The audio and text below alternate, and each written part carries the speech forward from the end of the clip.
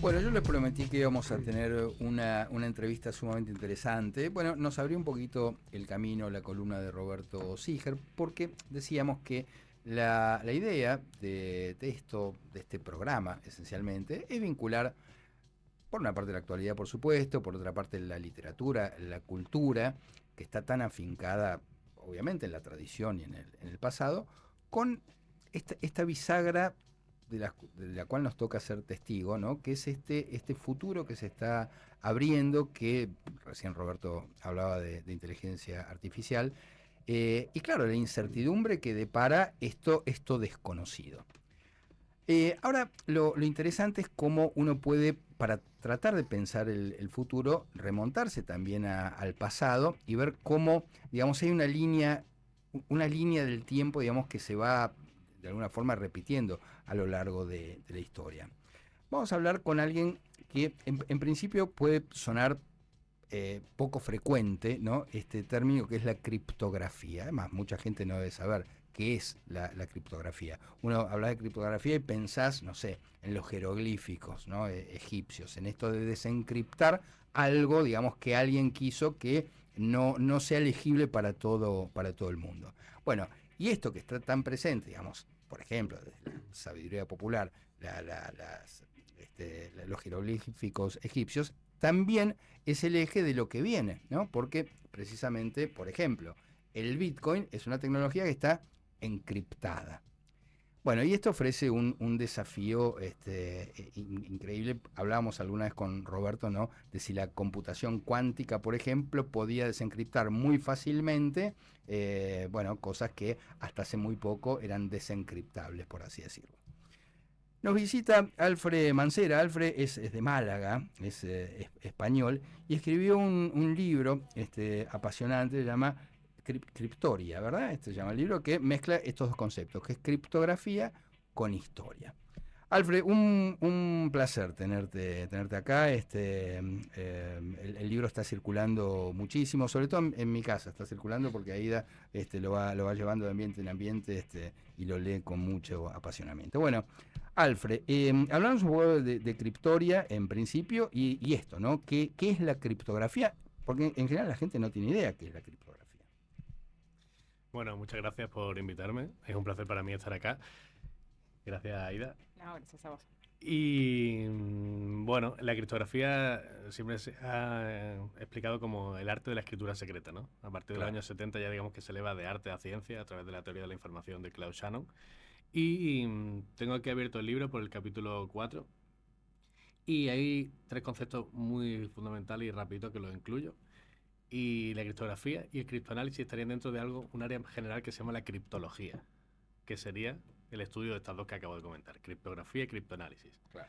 La criptografía estudia y desarrolla sistemas de cifrado y descifrado de la información, y el criptoanálisis lo que estudia precisamente es cómo romper esos sistemas de cifrado. Claro.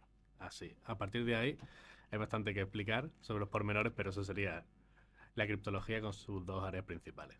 Bueno, precisamente, esto que decíamos, ¿no? Por ejemplo, el Bitcoin, que es tu área, digamos, de interés, es eminentemente, digamos, dinero. Bueno, porque siempre hay que explicar muchas cosas, ¿no? Para esto que es complejo, que es la criptografía, uno dice, bueno, hablemos de Bitcoin, pero la gente tampoco sabe muy bien qué es el Bitcoin. ¿Cómo se vincula la criptografía con el Bitcoin? Pues mira, te sigo comentando porque la verdad que está aquí escrito y muchas veces expreso cosas así según me vienen a la cabeza y digo, ay, en el libro estaban mejor expresadas. Bueno, A veces sí. me pasa al revés, a veces estoy lúcido y digo, anda, mira que me lo he explicado. Pero hay justo una cuestión aquí que explica Martin Hellman, que es uno de los creadores en los años 70 de lo que se llama criptografía de clave pública, que sería, digamos, el paradigma de criptografía en el que vivimos a nivel de seguridad hoy día de la información. Y comenta que la criptografía es el estudio de códigos y cifrados para dos propósitos: privacidad y autenticación. Privacidad para evitar que miradas indiscretas vean lo que dicen dos personas, y autenticación para evitar que un tercero inserte mensajes haciéndolos ver como si fuesen de otra persona. Claro. Pues estas mismas características es la que la criptografía trae a Bitcoin o cualquier sistema que necesite seguridad de la información, proteger la información que en ese sistema se transmite o se comparte entre pares. Total. Entonces, es una herramienta fundamental para garantizar eso. Y luego hay otra cuestión que no se indica aquí, pero que también es muy importante, que en el mundo digital la criptografía es fundamental para la identidad. Bien. Entonces también en una red la criptografía y los sistemas de criptografía de clave pública son los que permiten a los integrantes, usuarios de la misma, tener una identidad de cara al resto. Claro, totalmente. Sí, digamos, lo que es el home banking, toda esa interacción que uno tiene con la web, está todo encriptado por este método que vos decís de clave privada, clave pública. O sea, la gente por ahí no lo sabe, pero lo usa todo el tiempo. Efectivamente, en el momento que tenemos sistemas de información, siempre ha sido interesante ver cómo se protege esa información desde el mundo de los tiempos analógicos. En la era de la información digital, obviamente también.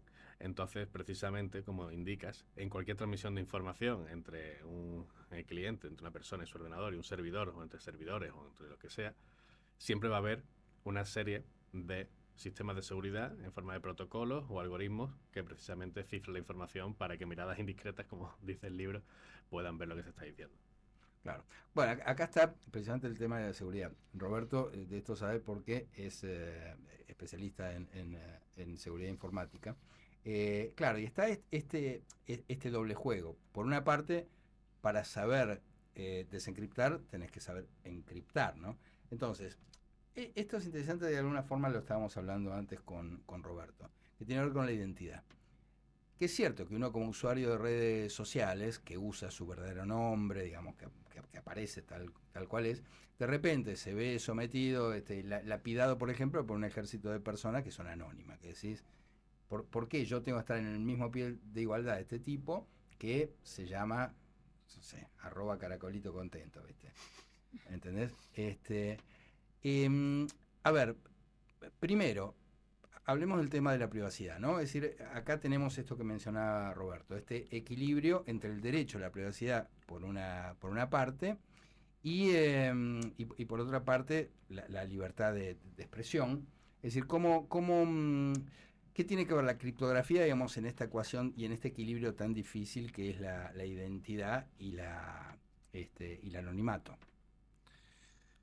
Bueno, es objeto de debate también, obviamente, las comunidades que empezaron a tomarse en serio la privacidad y diseñar protocolos criptográficos, que al final son protocolos de red que incorporan algún sistema de criptografía, algún algoritmo, para precisamente asegurar la información.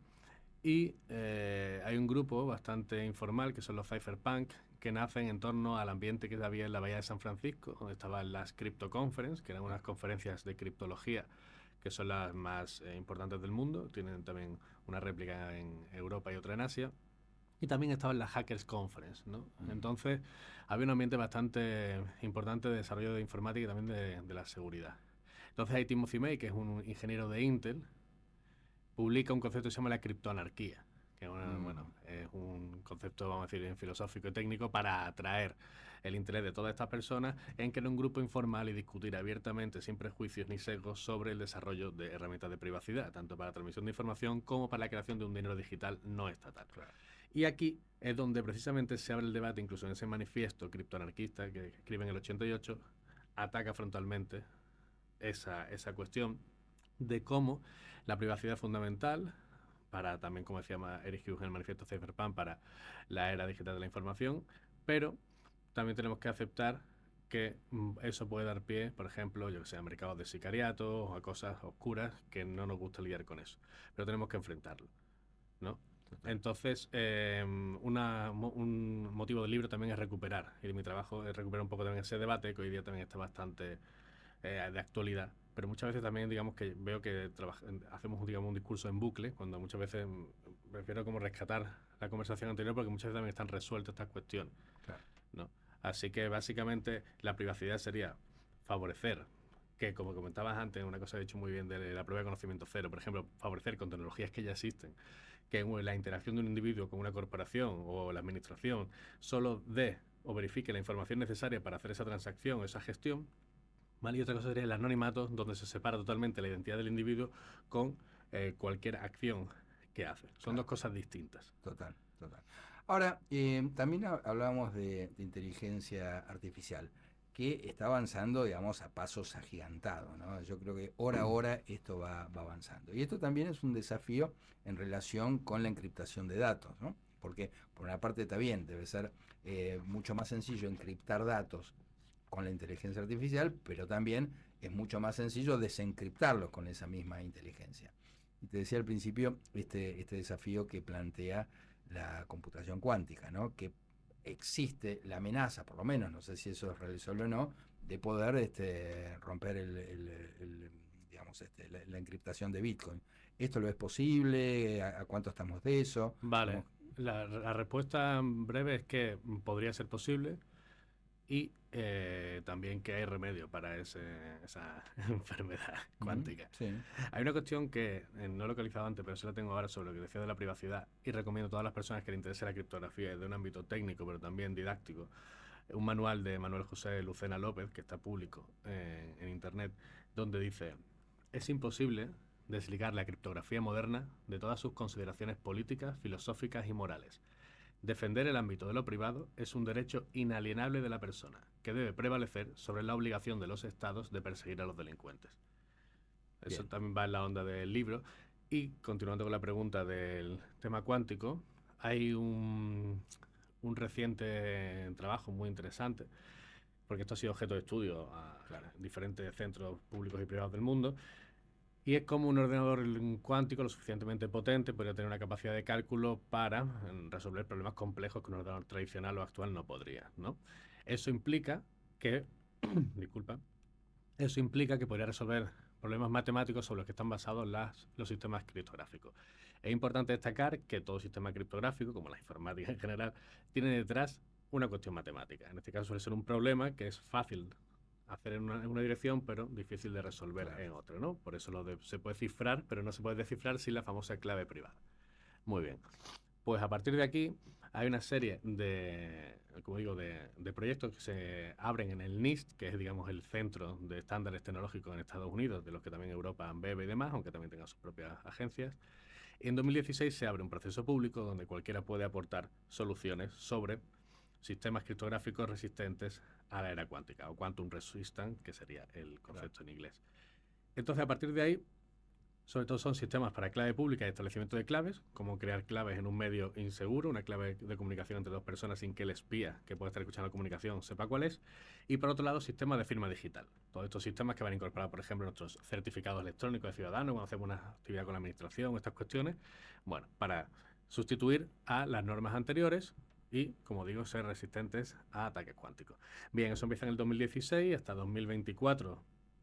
Hay hasta 4 rondas donde públicamente los algoritmos seleccionados son sometidos, digamos, a revisión de los pares a nivel internacional, y ahí han quedado una serie de algoritmos específicamente para la clave pública, el establecimiento de claves y la firma digital, como comentaba, que son sobre los que se han establecido una serie de normas que se han publicado recientemente en el año 24 y ratificadas ahora en el 25 para esto mismo, para ir cambiando los sistemas de cifrado por aquellos que son resistentes a la computación cuántica.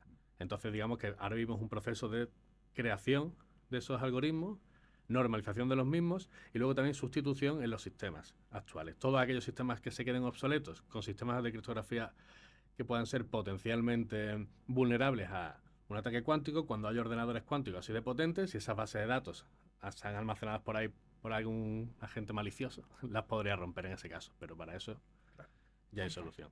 Después hay algo que a mí me llama la atención, ¿no? Vos si querés, digamos, abrir una billetera, una wallet, tenés precisamente una clave que es una cantidad de palabras, que es un método completamente analógico en un punto, ¿no? Porque finalmente lo anotás en un cuaderno y decís, o sea, es decir, tanta tecnología como es el Bitcoin y las wallets, para después tener la semilla esa clave anotada en algún lado. Las personas somos analógicas, en así. No lo sé. No estoy seguro, ¿eh? No estoy muy seguro de eso. De verdad que no estoy seguro. Si vos ves cómo funciona el sistema nervioso, no sé si no es un poco digital. Bueno, esto, ¿no? Esta disonancia entre lo que significa tecnológicamente el Bitcoin, los wallets y qué sé yo, con una clave completamente analógica. Es decir, ¿cómo se puede salvar esto? Esto por una parte. Y por otra parte, hay una cantidad enorme de gente que precisamente por eso perdió la clave, perdió la semilla y no puede acceder a su, qué sé yo, en su momento suponete que tenía 3 Bitcoin, que en ese momento no era nada, ¿no? Una pizza era no sé cuánto, 10.000 Bitcoin. Bueno, y hoy se quieren matar porque perdieron la... entonces la segunda pregunta es si eso hay alguna manera, digamos, criptográfica, digamos, de recuperar esas claves. Vale. La primera pregunta, te entiendo, al final acabamos apuntando esa clave en un papel, ¿Sí? pero al final esa clave no es más que un resultado matemático, es como cuando apuntas pi en un papel. Claro. Es analógico, pero el cálculo para llegar a pi no ha sido tan analógico. Bueno, Claro. puede serlo, pero para seguir calculando los decimales... Sí, de hecho es una dirección alfanumérica que está simplificada en 12 palabras. Hecha amigable al ojo humano y traducida Claro. a palabra a través de un sistema. Bueno, que al final es matemática detrás, ¿no? Como si calculas la raíz cuadrada de 2, pues te puedes tirar aquí escribiendo en toda la mesa toda la tarde, pero al final hay un proceso matemático detrás que puede hacer que una calculadora digital lo haga, ¿no? Que al final es lo que pasa con las claves. ¿Vos sos matemático? No, pero todo lo que me queráis enseñar, bienvenido sea. Me encanta leer sobre... no se me daban especialmente mal, pero es cierto que a raíz de empezar con Bitcoin un poquito antes, también, como empecé un poquito con programación web, me empezó a interesar ciertos aspectos. Y los que están relacionados con la matemática también. Entonces... No, yo en ese sentido, todo el área del cerebro que se dedica a las matemáticas la tengo completamente anulada, como si hubieran pasado una lima por ahí. No, soy matemático. Nada, y nada, afortunadamente sí tengo algunas personas cercanas que que pilotan bastante sobre matemáticas o informática, entonces me ayudan a comprender, a bajar la abstracción de conceptos más complejos e intentar hacer de medium entre este tipo de perfiles y el resto de la población. También, ¿no? Claro. Que es un poquito el trabajo, es un poco también el trabajo de Cryptoria, o por lo menos era uno de mis objetivos, que poder hacer que sea entendible. Hay mucha gente que es ajena a esto, pero me conoce, le interesa un poco la tecnología Bitcoin y pensaban que iba a ser un libro escrito, digamos, para gente, no sé, diplomado o ingeniero. Y luego me han dicho, hostia, pues hay muchos capítulos que me encantan porque son historias, lo puedo comprender y hay muchísimos conceptos que están reducidos. Bueno, sobre el tema de las claves, que nos vamos por los perros de Úbeda. Punto 1, el mundo analógico. Obviamente, lo decíamos, es un resultado. Tú lo puedes apuntar donde sea. Yo recomiendo que use la tecnología también para guardar ese resultado, esa clave privada. ¿Y cómo sería, por ejemplo? Pues en el caso de Bitcoin, por ejemplo, la tecnología avanzada, tenemos las famosas hardware wallet, que no dejan de ser dispositivos que te guardan la clave privada. Es cierto que esa clave privada siempre tiene que tener un respaldo. Claro. Hay una cosa muy importante cuando guardamos un secreto, y es que la llave que abre ese secreto es interesante que tenga un backup. Por eso el coche suele venir con 2 llaves, los coches que tienen llave. Hoy día ya casi ni eso, pero se entiende, ¿no? Sí. Entonces, siempre que tú tengas una clave privada de algo que te importa, esa clave privada debe tener un respaldo en algún lado. Esa clave privada debe estar protegida de forma segura y tener un respaldo también protegido de forma segura. Por lo menos, ahí tienes 2 opciones para recuperar esa llave. Va un poco en la línea de la segunda pregunta. Entonces, por un lado, la hardware wallet, que están preparadas para eso, documentarse sobre ellas y antes de meter tus fondos en ellas, sin más, jugar un poco con ellas y experimentar. Claro. Eso por ahí. O sea, y luego estudiar... Poner una cifra mínima como para experimentar y después hacerla. Sí, adquirir una hardware wallet previa documentación de cuál se ajusta más a tus necesidades y a partir de ahí controlar muy bien cómo en ese dispositivo se genera esa clave privada, se generan las direcciones, puedes enviar fondos y asegurarte que los recibes y los envías y poder restaurarlos tranquilamente. Perfecto. Y luego cómo guardar esa copia de diferentes sistemas, ya desde una caja fuerte hasta dispositivos cifrados con herramientas que hay específicas de criptografía fuerte para cifrar dispositivos. Bueno, hay un abanico amplio. Entonces por ahí irían un poco los tiros de eso. Alfred, arrancás este libro tan interesante hablando de historia griega. En general, cuando la gente habla de Bitcoin o habla de estas cuestiones, más va a Turing, va a Merkel, ¿no? ¿Cómo llegás a viajar tan lejos en el tiempo y por qué? Cuando investigo un poco la matemática que hay detrás de la criptografía y también de la inteligencia artificial y la computación, que todo me lleva a la lógica matemática. Entonces ahí veo la influencia clara de la lógica y un poco lo que empezó, digamos, Aristóteles, o lo que se supone que entendemos que empezó Aristóteles con toda la documentación que quedó y lo que se reconstruyó, ¿no? Lo que nos ha llegado a nosotros. Y es esos 2 modelos de adquisición de conocimiento, la inducción y la deducción, y cómo a partir de la deducción crea un sistema de demostración parecido al modelo científico que hoy día conocemos, o el método científico, mejor dicho, y bueno, ahí crea un mecanismo que son los silogismos, ¿no? Que parten de axiomas como verdades universales, y a partir de ahí creamos una serie de proposiciones y vamos, digamos, descifrando un poco la verdad, ¿no? Lo hizo para el lenguaje natural. Entonces, esos modelos un poquito más sofisticados luego aplican a la matemática en lenguajes formales y se crea la lógica matemática. Y con esa formalización, pues llegamos a un punto donde ya en el siglo XX, a raíz de, bueno, el libro lo explica, pero bueno, a raíz del problema de decisión y toda la escuela de David Hilbert, que es un matemático alemán muy influyente, pues llegan personas como Gödel o Turing, donde plantea una serie de cuestiones y abre la puerta, especialmente el trabajo de Turing, a los números computables. Entonces digamos que todo ese camino que lleva la lógica matemática, esa evolución de la misma, con el álgebra de Boole o la lógica de predicados de Frege y todo esto, llega un momento donde Turing, a raíz de eso, como digo, crea los números computables y el prototipo de su máquina universal. Y eso es, digamos, lo que nos ha llevado hasta hoy informática moderna. Y si vamos al tema de Bitcoin como, por decirlo de alguna manera, como un animal político, ¿cómo lo ves? ¿Cómo ves la ideología atrás de Bitcoin? Wow.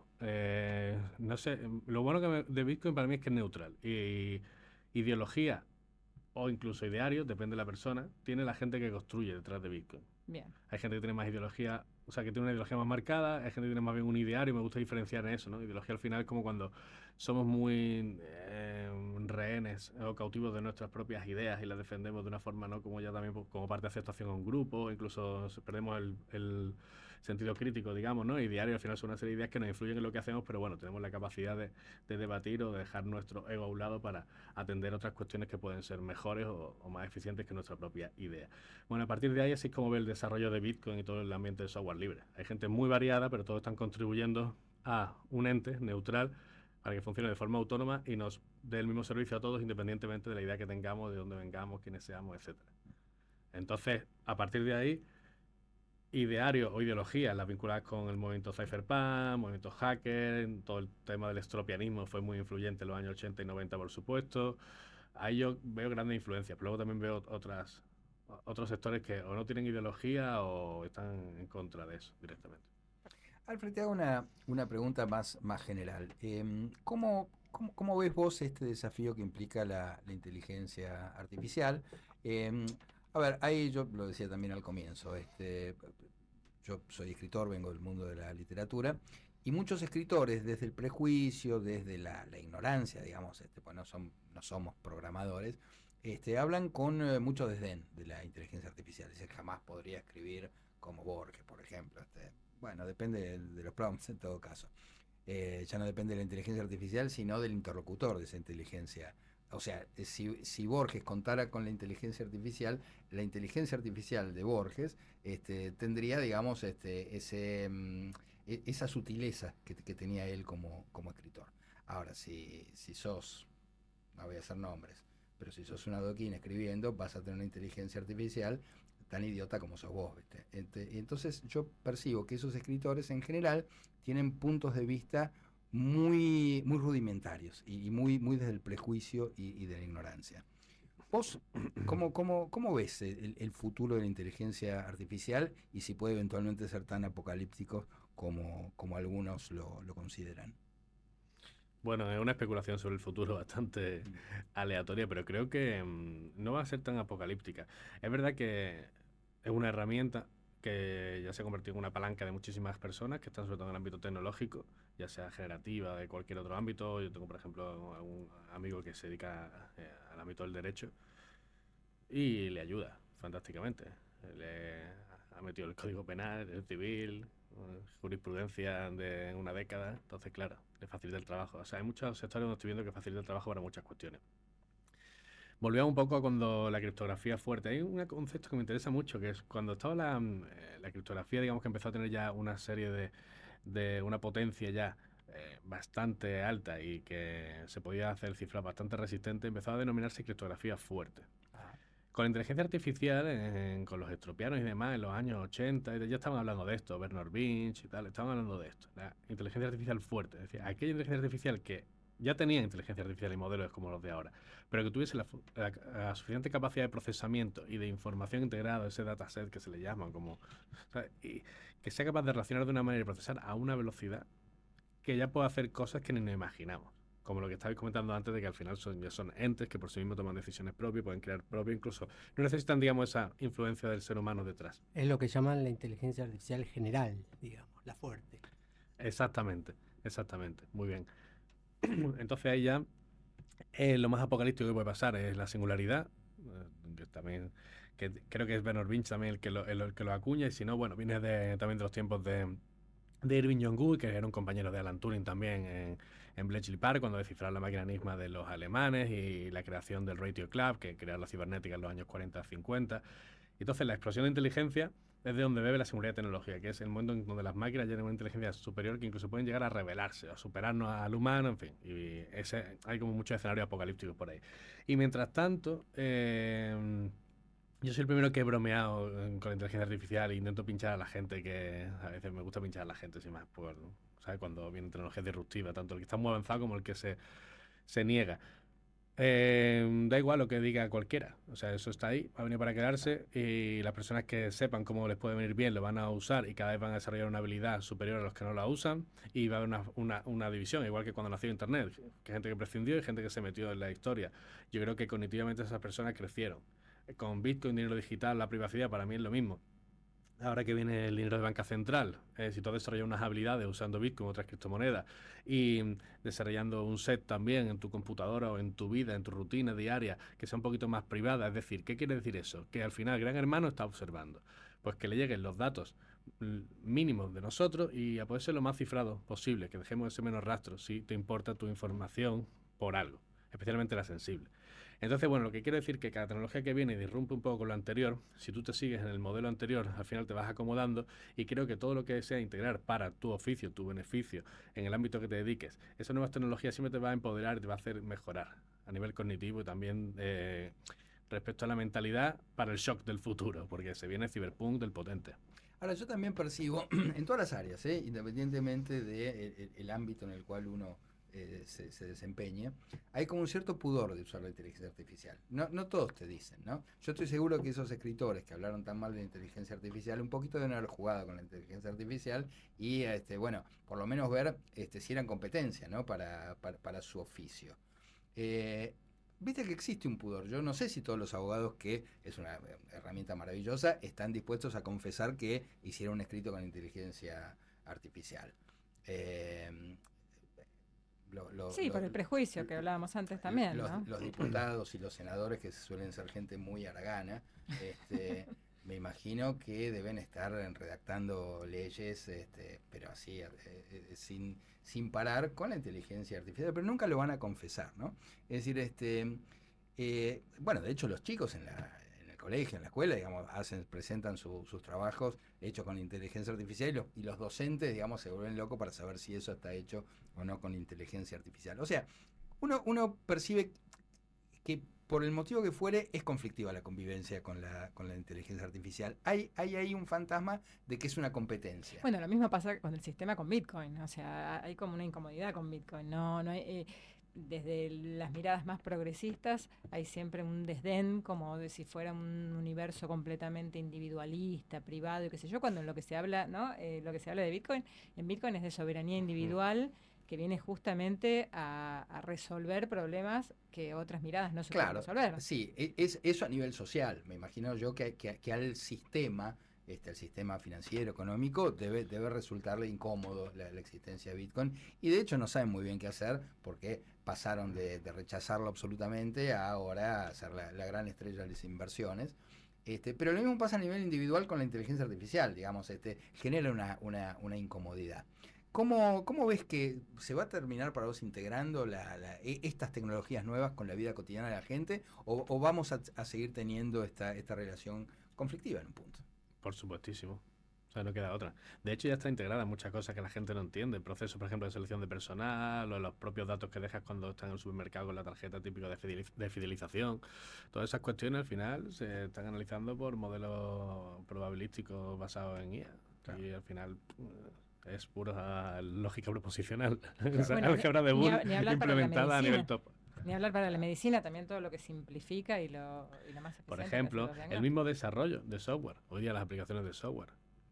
Un desarrollador que sabe lo que está haciendo, con un asistente de IA entrenado para eso. Claro. O sea, le está dando opciones y aparte le está corrigiendo cualquier cosita que ve que no está bien optimizada. Entonces se ahorra muchísimo tiempo.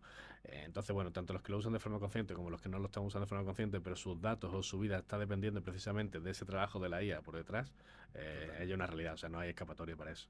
Varios oyentes preguntan dónde se consigue tu libro, dónde se compra, si está papel, si está Sí, online. en Argentina tenemos 2 espacios donde se puede comprar físicamente, que es en el espacio cultural Bitcoin, que está en la calle Marcelo Torcuato de Alvear, no recuerdo el número, pero bueno, con el espacio cultural Bitcoin Espacio Cultural Y Bitcoin. Paraguay, ¿no, Marcelo? No, y San Martín.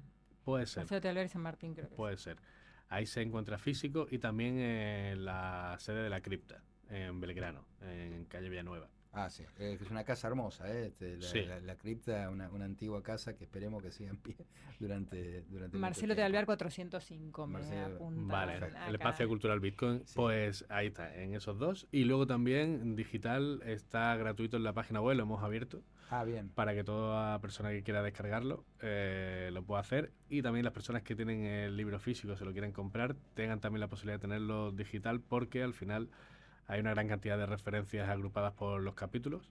Entonces, bueno, si hay cualquier madriguera que le interesa al lector, que pueda también seguir investigando por su cuenta.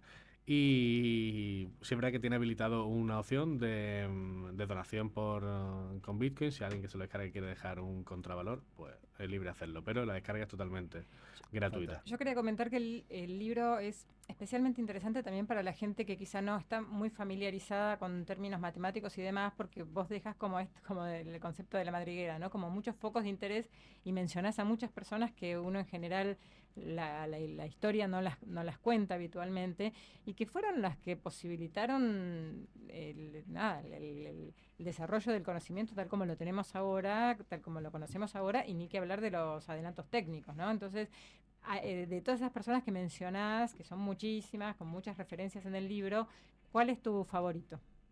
Mi favorito es Turing, sin duda. Por eso el libro se llama de Turing a Nakamoto. Pero hay muchos personajes que me encantan. David Hilbert, por ejemplo, que lo acabo de comentar, un matemático alemán, me encanta. Luego también me gusta mucho ya en la época moderna John Perry Barlow, creador de la Electronic Frontier Foundation, que es una entidad, la EFF.org. Es bueno, la primera organización que nace para defender los derechos civiles en Internet. Nació para defender a un grupo de hackers que eran bastante jóvenes, que estaban ya bueno, metiéndose en los servidores que no, digamos, debían según el Estado. Y luego tiene bastante literatura muy interesante sobre filosofía y también estrategia y operativa para ser más privado en Internet o la relación del individuo con la red y la neutralidad de la misma. Y también tienen manuales concretos que llaman ellos de autodefensa, tanto teóricos como prácticos, de aplicaciones concretas para desenvolverte con más privacidad también en tu día a día. Y luego también en respecto ya en el dinero digital, Hal Finney. Hal Finney fue la primera persona que le puso voz a los videojuegos. Luego también fue la persona que colaboró con Phil Zimmermann en hacer la segunda versión de PGP, que fue realmente la primera versión estable del primer programa de cifrado para uso civil, que hoy día sigue estando operativo. Tiene una versión gratuita para el uso, digamos, individual, y luego tiene una versión profesional para empresas, y también fue la persona que recibió la primera transacción de Satoshi Nakamoto. Entonces, una persona que tiene como varios hitos dentro del mundo de la informática, así. Y bueno, esos serían mis favoritos. Alfred, bueno, mil gracias, che, un placer conversar con vos, así que seguramente vamos a volver a hablar vía telefónica si estás en España, pero de verdad que lo valoramos mucho, le recomendamos a la gente Criptoria, de Alfred Mancera. Mil gracias. Nada, el gusto es mío y muchísimas gracias a vosotros. Gracias.